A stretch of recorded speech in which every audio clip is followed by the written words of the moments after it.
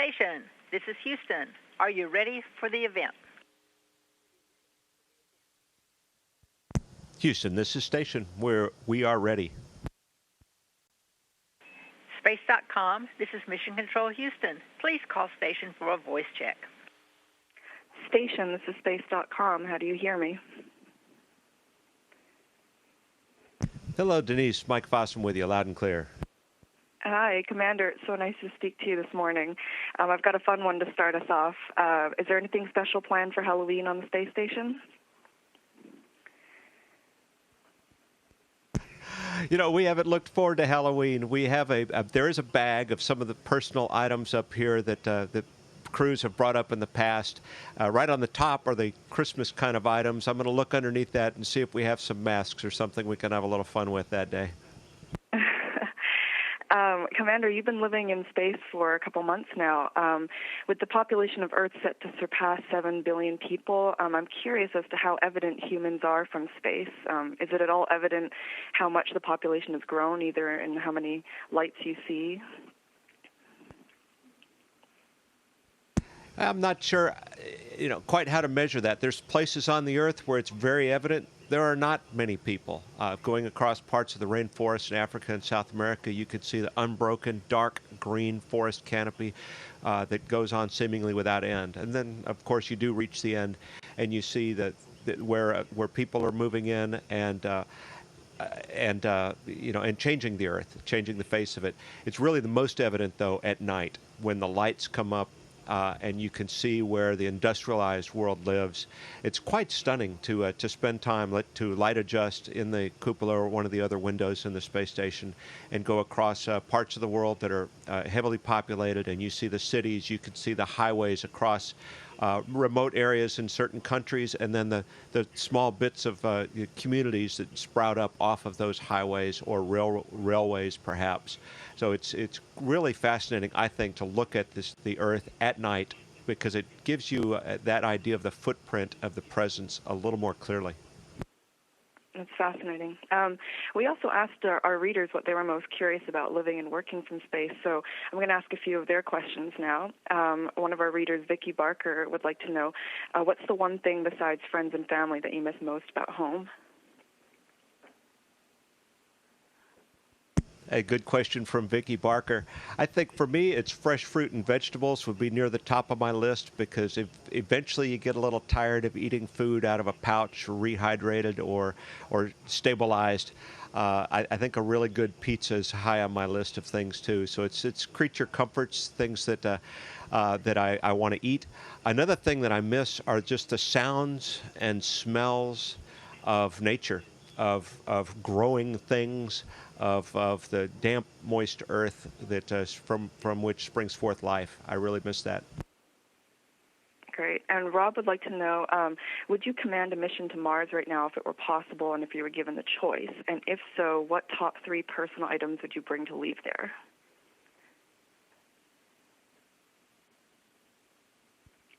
Wow. The first one I can answer hands down, absolutely. When I was a child dreaming about going into space, I started a notebook on Mars because I was pretty sure I was going to see human footprints on Mars, and that I might have the chance to put those footprints on there myself or add mine to others. I don't think it's likely I'm going to be going to Mars now, but I do still think that I will see that in my lifetime, in our lifetimes, and look forward to it a lot. I'd have to... Not sure what I would take to leave on Mars as just part of representing humankind. I'll have to pass on that one. Tim Green asks, despite having gone through countless hours of training, what has surprised you the most on the International Space Station that your training did not cover? You know, that's a really interesting question. Not very much, because our training is extensive, but as with all training for this kind of business, most of your training focuses on the emergency scenarios and when you really have to get into the details of knowing the systems, knowing how to respond. And it's critical that you know all of those things for an emergency situation. But thankfully, we have very little opportunity to exercise those up here. And so there's more on-the-job training for a lot of the payloads work we do, and the simple things like going through and cleaning all of the filters, and things like that. And so for me, that was a little bit of a surprise. I found a filter just last week that I had not cleaned in a while. I didn't know it was there. And we were measuring airflow, doing some airflow measurements, and it was a little low, and Mission Control asked me to check this filter. I says, ooh, that's going to be a problem. Opened up the panel, and there was a big fur ball back there. And so that's just some of the realities of living and working in space, and taking over a complex that's this big, longer and wider than a football field, and a lot of details hidden behind little panels that you didn't even know were there. Vince asks, what do you feel is needed to recapture the imagination and passion of people to explore the stars?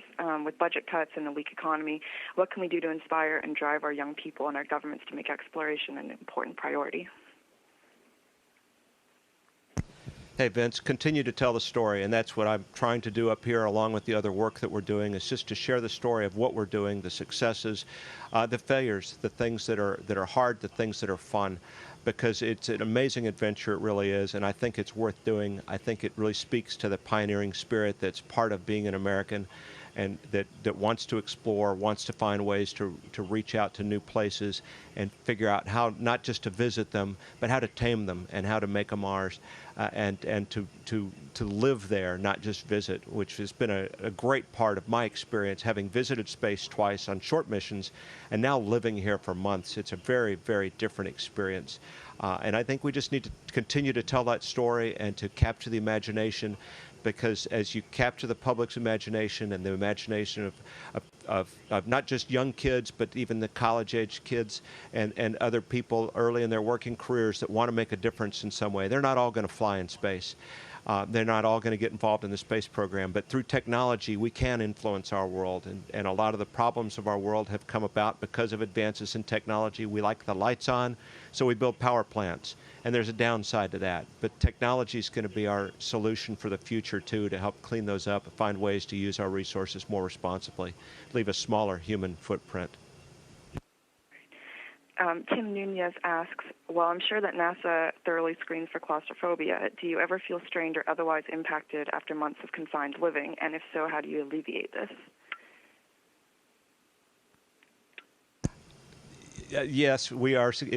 Part of the screening is for claustrophobia, and for good reason, because you would not be a happy camper shoved into particularly into the spacecraft for getting up here. Once you get to the space station, there's room up here, and it's big enough that we have some room to work alone sometimes, and we're all working actually in different corners of the space station frequently. Daily, we're working separate from each other.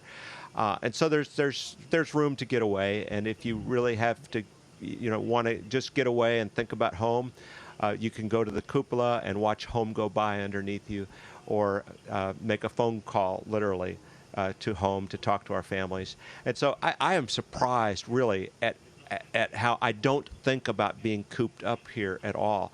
It's hard for me to comprehend, having been here already for 4.5 months.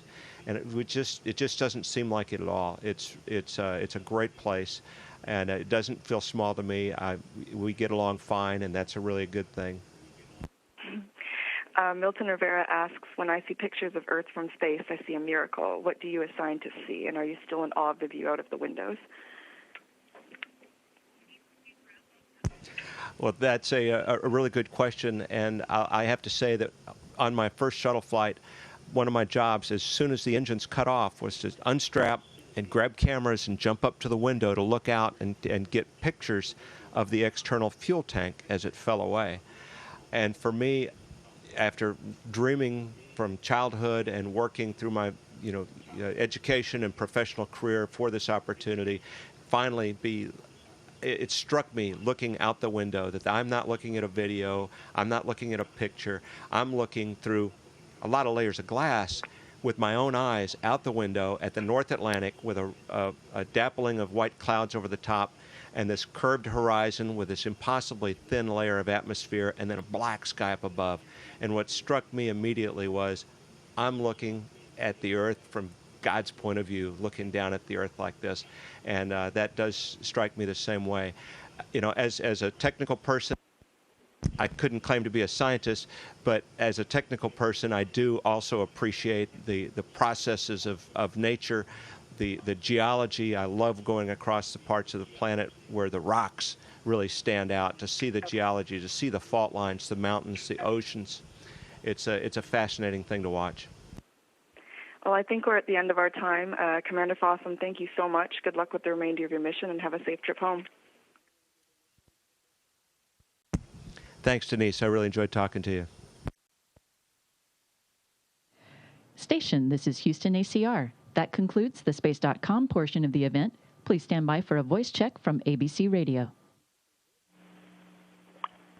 Station, this is ABC. Can you hear me? Good morning. Hey, can you hear me? Good morning.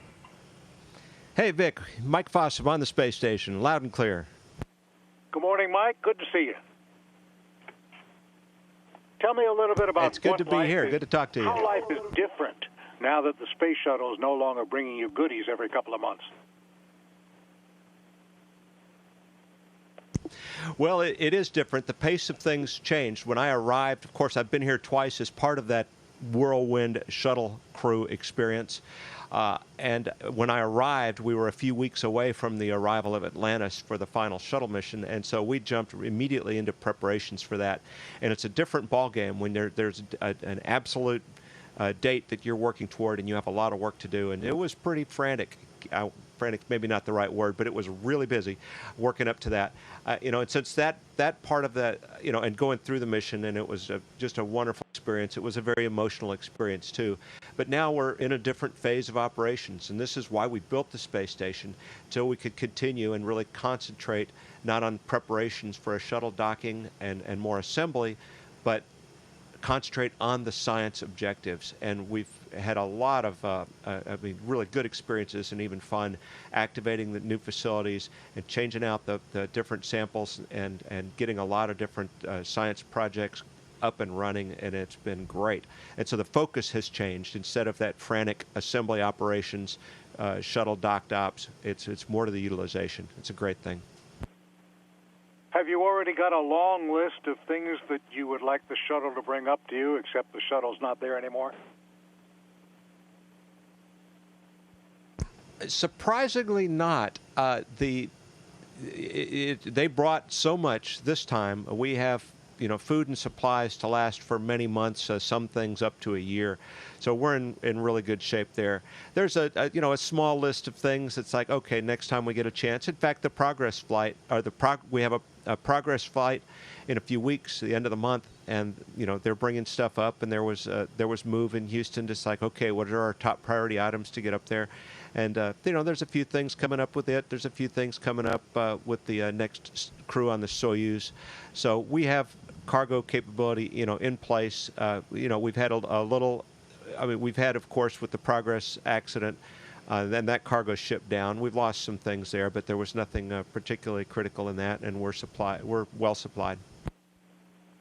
At this point in your flight, Mike, what do you miss most? Is it it's fall? How about apples and leaves on the ground? And do you have a grandchild? That kind of thing. You bet. Well, I missed my granddaughter, that's for sure. She was very young when I left, and she's changed so much while I've been up here. I'm fortunate to have seen some little video clips of her and get the chance to talk mostly at her, but hear her on the phone. And that's probably the single person that I can't communicate with her yet, and so all I can do is look at pictures, and I can't talk to her on the phone. So I miss her, and I definitely miss apples. The fall is the time for those fresh, crisp apples, and I'm looking forward to some of those coming up on the Progress. Oh, that's the first I've heard about a Progress bringing up that kind of thing. Pizza, maybe? No, I don't think pizza will make the trip, but you bet the Russian vehicles come up with an assortment of fruit and vegetables. So we'll have apples, oranges. There'll be actually there's always onions and perhaps even garlic.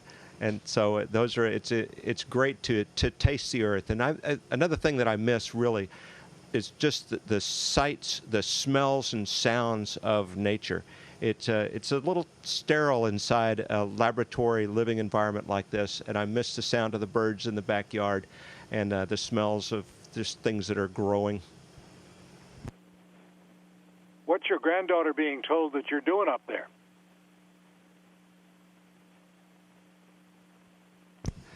She's too young to understand what she's being told, but at the top of my short list of things to do before I leave is to make a tour, video of a tour for my granddaughter. And so in a couple of years, when she's old enough to start to understand these things, she's going to have to endure another one of those talks with Grandpa Mike as we sit down to watch my movie. Serious subject. There's a scientific report that says almost half of the people who've been on the ISS have had eye problems when they return. Serious eye problems. How worried are you about that? That is, of course, something that gets everybody's attention when you hear about this and learn about it. We're screened a lot to try to keep, in a number of different ways, looking at our interocular pressures, the same kind of exams that are done in a doctor's office at home, and we measure those up here. We take actually ultrasounds of our eyes, our optic nerves, as well as scans of the retina. These are just diagnostic tools that are used at the doctor's office back home, and we're using them with remote guidance up here to help track these kind of things. There's something going on there with the eyes that we don't understand, and that's a potentially significant thing. We're fortunate that we're not experiencing anything that appears to be, of that nature, which just adds a little more confusion to it. Don't know why some people are affected and some are, less affected. But it's something we need to understand and kind of get to the bottom of. If we, want to continue, and one of the things we're trying to do is learn how to live and work in space for long periods of time. When we go to Mars, it's going to be a long trip. We're going to be, off of the Earth for a couple of years probably. Going there, getting some work done, coming back, and we need to understand things like this. And this came as a kind of a surprise, but it's part of why we do this long-duration research with us human guinea pigs. Do you have a kind of hunch about that? Do you think it's radiation? I do not. The kind of hunches that I had don't seem to have played out, and I couldn't explain why there's, again, why it affects some people and does not appear to affect others the same way. No idea. Okay, last question. Time's running out. What are you going to be dressed as for Halloween?